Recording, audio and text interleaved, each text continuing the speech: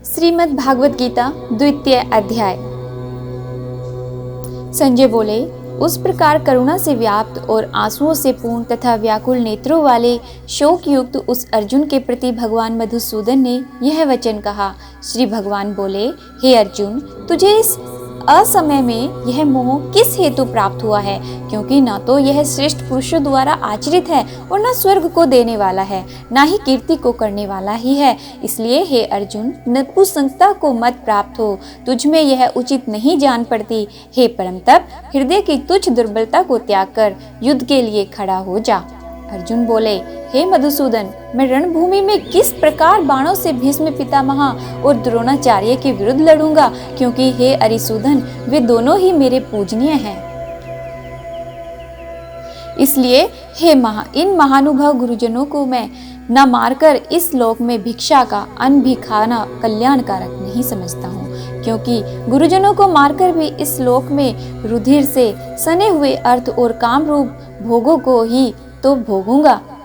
हम यह भी नहीं जानते कि हमारे लिए युद्ध करना और ना करना, इन दोनों में से कौन सा श्रेष्ठ है, अथवा यह भी नहीं जानते कि उन्हें हम जीतेंगे या हमको वे जीतेंगे। और जिनको मारकर हम जीना भी नहीं चाहते, वे ही हमारे आत्मीय धृतराष्ट्र के पुत्र हमारे मुकाबले में खड़े हैं। इसलिए कायरता रूप दोष से उपहत उस स्वभाव वाला तथा धर्म के विषय में मोहित चित हुआ मैं आपसे पूछता हूँ कि जो साधन निश्चित कल्याणकारक हो वह मेरे लिए कहिए, क्योंकि मैं आपका शिष्य हूँ। इसलिए आपके शरण हुए मुझको शिक्षा दीजिए, क्योंकि भूमि में निष्कंटक धन धान्य संपन्न राज्यों और देवताओं के स्वामीपने को प्राप्त होकर भी मैं उस उपाय को नहीं देखता हूँ जो मेरी इंद्रियों के सुखाने वाले शोक को दूर कर सकें। संजय बोले, ही राजन, निद्रा को जीतने वाले अर्जुन अंतर्यामी श्री कृष्ण महाराज के प्रति इस प्रकार कहकर फिर गोविंद भगवान से युद्ध नहीं करूंगा, यह स्पष्ट कहकर चुप हो गए। हे भरतवंशी धृतराष्ट्र, अंतर्यामी श्री कृष्ण महाराज दोनों सेनाओं के बीच में शोक करते हुए उस अर्जुन को हंसते हुए ये वचन बोले। श्री भगवान बोले, हे अर्जुन, तू न शोक करने योग्य मनुष्य के लिए शोक करता है और पंडितों के से वचनों को कहता है, परंतु जिनके प्राण चले गए हैं उनके लिए और जिनके प्राण नहीं गए हैं उनके लिए भी पंडित जन शोक नहीं करते। ना तो ऐसा ही है कि मैं किसी काल में नहीं था और ना तू था, अथवा ये राजा लोग नहीं थे, और ना ऐसा है कि इसमें आगे हम सब नहीं रहेंगे। जैसे जीवात्मा को इस देह में बालकपन, जवानी और वृद्धावस्था होती है, वैसे ही अन्य शरीर की प्राप्ति होती है। उस विषय में धीर पुरुष मोहित नहीं होता। हे कुंती पुत्र, सर्दी गर्मी और सुख दुख को देने वाले इंद्रिय और विषयों के संयोग तो उत्पत्ति विनाशशील और अनित्य है। इसलिए हे भारत, उनको तो सहन कर, क्योंकि हे पुरुष श्रेष्ठ, दुख सुख को समान समझने वाले जिस धीर पुरुष को ये इंद्रिय और विषयों के संयोग व्याकुल नहीं करते, वह मोक्ष के योग्य होता है। असत वस्तु की तो सत्ता नहीं है और सत का अभाव नहीं है। इस प्रकार इन दोनों का ही तत्वज्ञानी पुरुषों द्वारा देखा गया है। नाश रहित तो तू उसको जान जिससे यह संपूर्ण जगत दृश्य वर्ग व्याप्त है। इस अविनाशी का विनाश करने में कोई भी समर्थ नहीं है। इस नाश रहित अपरमेय नित्य स्वरूप जीवात्मा के ये सब शरीर नाशवान कहे गए हैं। इसलिए हे भरतवंशी अर्जुन, तू युद्ध कर। जो इसको मरा मानता है वे दोनों ही, जो इस आत्मा को मारने वाला समझता है तथा जो इसको मरा मानता है, वे दोनों ही नहीं जानते, क्योंकि यह आत्मा वास्तव में न तो किसी को मारता है और ना ही किसी के द्वारा मारा जाता है।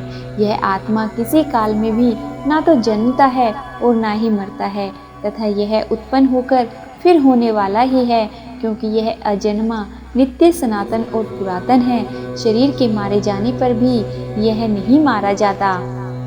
हे हे प्रथापुत्र अर्जुन, जो पुरुष इस आत्मा को नाश रहित, नित्य, अजन्मा और अव्यय जानता है, वह पुरुष कैसे किसको मरवाता है और कैसे किसको मारता है। जैसे पुराने वस्त्रों को त्याग कर दूसरे नए वस्त्रों को इंसान ग्रहण करता है, वैसे ही जीवात्मा पुराने शरीर को त्याग कर दूसरे नए शरीर को प्राप्त होता है।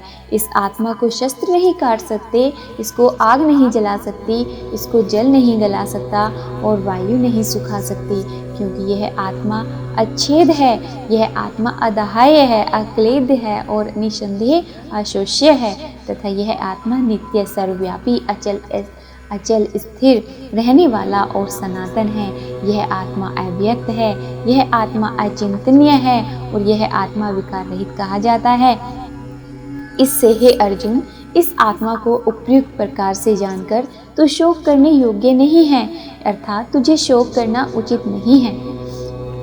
किंतु यदि तू इस आत्मा को सदा जलने वाला तथा सदा मरने वाला मानता हो, तो भी हे महाबाहो, तू इस प्रकार शोक करने योग्य नहीं है, क्योंकि इस मान्यता के अनुसार जन्मे हुए की मृत्यु निश्चित है और मरे हुए का जन्म निश्चित है।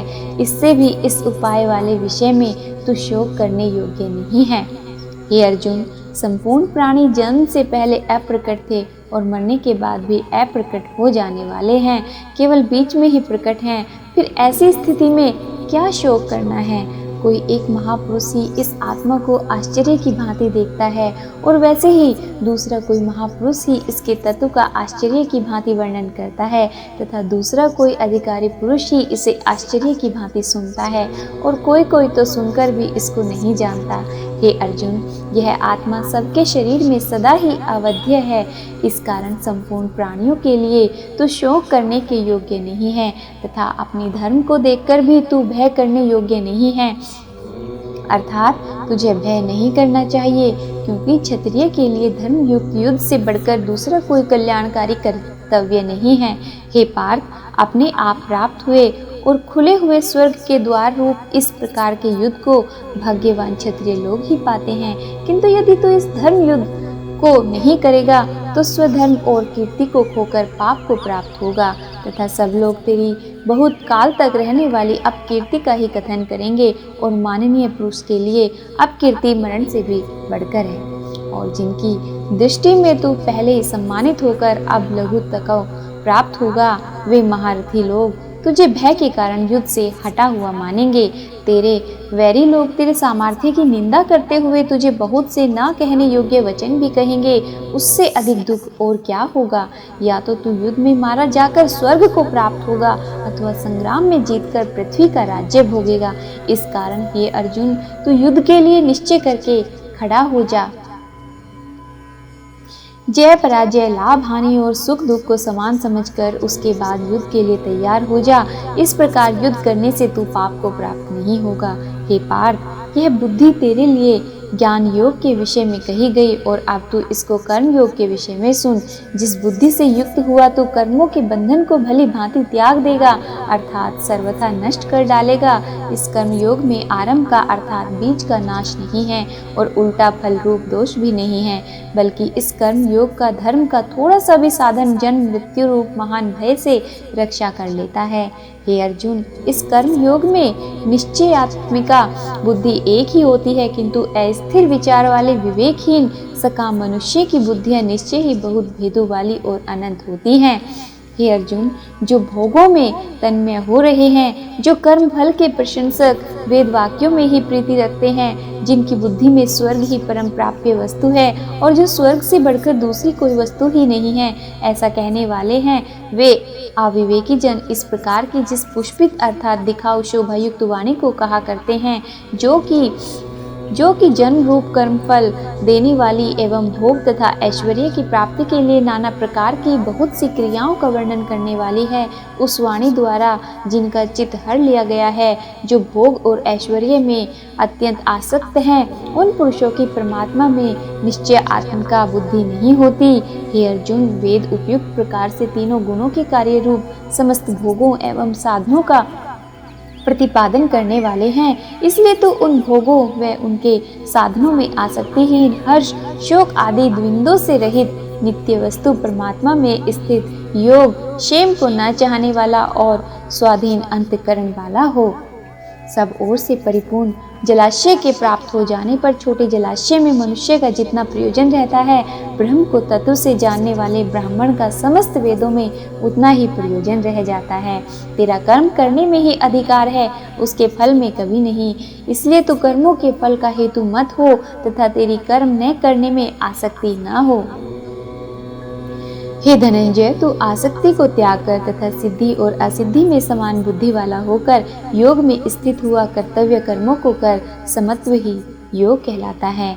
इस समत्व रूप बुद्धि योग से सकाम कर्म अत्यंत ही निम्न श्रेणी का है। इसलिए हे धनंजय, तू समबुद्धि में ही रक्षा का उपाय ढूंढ, अर्थात बुद्धि योग का ही आश्रय ग्रहण कर, क्योंकि फल के हेतु बनने वाले अत्यंत दीन हैं। समबुद्धि युक्त पुरुष पुण्य और पाप दोनों को इसी लोक में त्याग देता है, अर्थात उनसे मुक्त हो जाता है। इससे तू समुक्त रूप योग में लग जा। यह समत्व रूप योग ही कर्मों की कुशलता है, अर्थात कर्म बंधन से छूटने का उपाय है।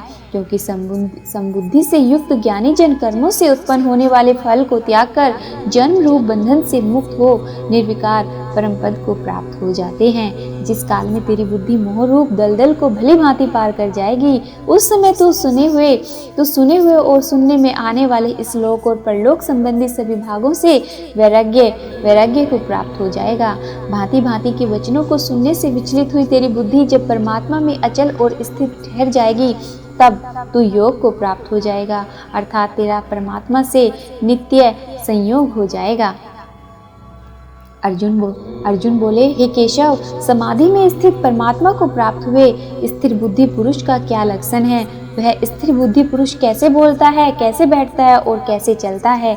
श्री भगवान बोले, हे अर्जुन, जिस काल में यह पुरुष मन में स्थित संपूर्ण कामनाओं को भली भांति त्याग देता है और आत्मा में ही संतुष्ट है, उस काल में वह स्थित प्रज्ञ कहलाता है। दुखों की प्राप्ति होने पर भी जिसके मन में उद्वेग नहीं होता, सुखों की प्राप्ति में जो सर्वथा निस्पृह है तथा जिसके राग भय काम क्रोध नष्ट हो गए हैं, ऐसा बुद्धि स्थिर बुद्धि कहा जाता है। जो पुरुष सर्वत्र स्नेह रहित हुआ उस शुभ या अशुभ वस्तु को प्राप्त होकर न प्रसन्न होता है और न द्वेष करता है, उसकी बुद्धि स्थिर है। और कछुआ सब ओर से अपने अंगों को जैसे समेट लेता है, वैसे ही यह पुरुष इंद्रियों के विषयों से इंद्रियों को सब प्रकार से हटा लेता है, तब उसकी बुद्धि स्थिर है, ऐसा समझना चाहिए। इंद्रियों के द्वारा विषयों को ग्रहण न करने वाले पुरुष भी केवल विषय तो निवृत्त हो जाते हैं, परंतु उनमें रहने वाली आसक्ति निवृत्त नहीं होती। इस स्थित प्रज्ञ पुरुष तो आसक्ति भी परमात्मा का साक्षात्कार करके निवृत्त हो जाती है। हे अर्जुन, आसक्ति का नाश न होने के कारण ये प्रथम स्वभाव वाली इंद्रियां यत्न करते हुए बुद्धिमान पुरुष के मन को भी बलात्कार लेती हैं। इसलिए साधक को चाहिए कि वह उन संपूर्ण इंद्रियों को वश में करके समाहित ही चित हुआ मेरे परायण होकर ध्यान में बैठे, क्योंकि जिस पुरुष की इंद्रियां वश में होती हैं, उसी की बुद्धि स्थिर हो जाती है। विषयों का चिंतन करने वाले पुरुष की उन विषयों में आसक्ति हो जाती है। आसक्ति से उन विषयों की कामना उत्पन्न होती है और कामना में विघ्न पड़ने से क्रोध उत्पन्न होता है। क्रोध से अत्यंत मूढ़ भाव उत्पन्न हो जाता है। मूढ़ भाव से स्मृतियों में भ्रम हो जाता है। स्मृतियों में भ्रम हो जाने से बुद्धि अर्थात ज्ञान शक्ति का नाश हो जाता है और बुद्धि का नाश हो जाने से यह पुरुष अपनी स्थिति से गिर जाता है। परंतु अपने अधीन किए हुए अंतकरण वाला साधक अपने वश में की हुई राग द्वेष से रहित इंद्रियों द्वारा विषयों में विचरण करता हुआ अंतकरण की प्रसन्नता को प्राप्त होता है। अंतकरण की प्रसन्नता होने पर इसके संपूर्ण दुखों का अभाव हो जाता है और प्रसन्न चित्त वाले कर्मयोगी की बुद्धि शीघ्र ही सब ओर से हटकर एक परमात्मा में ही भली भांति स्थिर हो जाती है।